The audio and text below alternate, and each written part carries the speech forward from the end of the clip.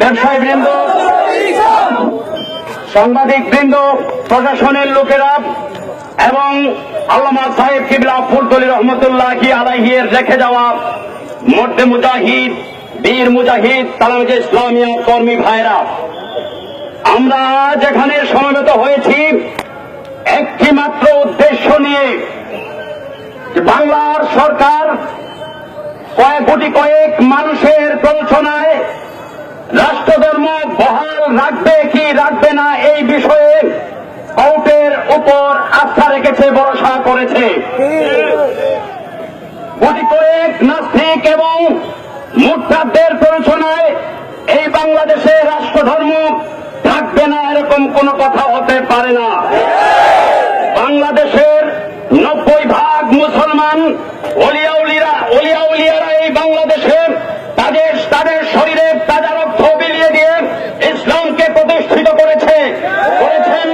আর তাওহিদে ইসলামিয়া কর্মীরা আল্লামা সাহেব কিবলার রেখে যাওয়া মুহিদ্দিন, মুরিদিন, ভক্ত মুরিদানদের রক্ত দিয়ে হলেও এদেশের রাষ্ট্রধর্ম ইসলামকে বহাল রাখবে। সংগ্রামী সিলেটবাসী কেন ইসলাম রাষ্ট্রধর্ম হিসাবে থাকবে একটি যুক্তি দিতে যাচ্ছে। ইসলাম হচ্ছে মানবতার ধর্ম, ইসলাম হচ্ছে সাম্যের ধর্ম, ইসলাম হচ্ছে ঐক্যের ধর্ম, ইসলাম হচ্ছে একটি অসাম্প্রদায়িকতার ধর্ম। নবী করিম সাল্লাল্লাহু আলাইহি ওয়াসাল্লাম বদর যুদ্ধের পরে কাফের কুফাররা যারা বন্দী হয়েছিল, আমাদের নবীজি তাদেরকে নিরাপত্তা দিয়ে তাদেরকে হেফাজতে রেখেছিলেন। হযরত ওমর রাদিয়াল্লাহু তাআলা আনহুর খেলাফতের সময় যখন ইসরাইল বিজয় হয়েছিল, জেরুজালেম বিজয় হয়েছিল, তখন হযরত ওমর ফারুক রাদিয়াল্লাহু তাআলা আনহু সেই কাফের কুফার বেদিন বন্দীদেরকে নিরাপত্তায় রেখেছিলেন এবং তাদেরকে শারীরিক কোন নির্যাতন করেন নাই। এটা হচ্ছে ইসলামের মানবতা। অন্যদিকে কাফের কুফার নাস্তিক মুরতাদ বেদিনদের অমানবিকতা দেখেন। মুসলিম বন্দীদেরকে আবু গারিব কারাগারে, গুয়ান্তানামো কারাগারে কিভাবে উলঙ্গ করে নির্যাতন করা হচ্ছে। এটা হচ্ছে কাফের কুফারদের চরিত্র, এটা হচ্ছে বেদিন বেঈমানদের চরিত্র। একজন বন্দীর উপর কুকুর লেলিয়ে দিয়ে নির্যাতন করা হচ্ছে। আর মুসলমানদের চরিত্র হচ্ছে সাম্যকে বজায় রেখে মানবতাবাদকে এই পৃথিবীতে প্রতিষ্ঠিত করা।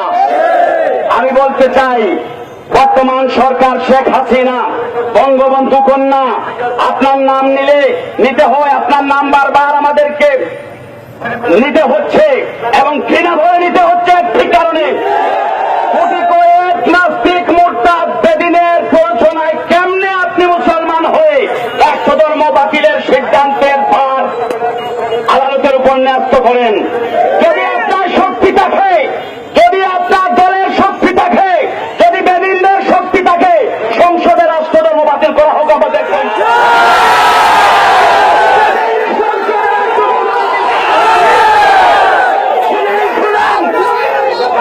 এটা একটা চাল, এটাই চাল। পরের গানে বন্দুক দিয়ে স্বীকার করার অপচেষ্টা, ষড়যন্ত্র চলছে। আদালতের উপর দিয়ে আমাদের উপর সেই রাষ্ট্রধর্মের ষড়যন্ত্র চলছে। যদি পারেন আপনি সংসদ ডাকেন, যদি আপনার শক্তি হয় সংসদ ডাকেন। এই বাংলার থানায় থানায়, জেলায় জেলায় প্রতিরোধ খোলা হবে। সংসদকে গ্রাম অঞ্চল থেকে, থানা থেকে বিতাড়িত করা হবে। এখনো শাহজালালের উত্তর শুনি, শাহ মাকদুমের উত্তর শুনি, আল্লামা সাহেব কিবলার উত্তর শুনিরা বেঁচে আছে। রক্তের বিনিময়ে হলেও এদেশের রাষ্ট্রকে প্রতিষ্ঠিত এবং বহাল রাখা হবে ইনশাআল্লাহ। আপনারা প্রস্তুত থাকুন। শুধু কোরআন শরীফ বুকে নিয়ে আমরা মাঠে নামবো না, আল্লাহর নামে কসম খেয়ে মাঠে নামবো। যত গুলি আসুক, যত বোমা আসুক, যত ক্ষেপণাস্ত্র আসুক, যত মিসাইল আসুক, ওগুলোকে আমরা প্রতিরোধ করবো ইনশাআল্লাহ। আমি একজন চলে যাব, কি হলো, আমি 1 মিনিটে শেষ করছি। আপনারা পারবেন। আমরা দেখেছি বাংলাদেশ স্বাধীন হওয়ার পরে ক্ষমতার বদল হয়েছে, কিন্তু সাধারণ মানুষকে, মুসলমানদের উপর শোষণের কোনো বদল হয় নাই। শোষণ চলতেই তো চলছে। ইয়াহিয়া খান, শেখ মুজিবুর রহমান, এরশাদ সাহেব, জিয়াউর রহমান, তারপরে শেখ হাসিনা, একজন পরে একজন আসছে, কিন্তু নিরীহ মানুষের উপর নির্যাতন বন্ধ হচ্ছে না, ঠিক কিনা?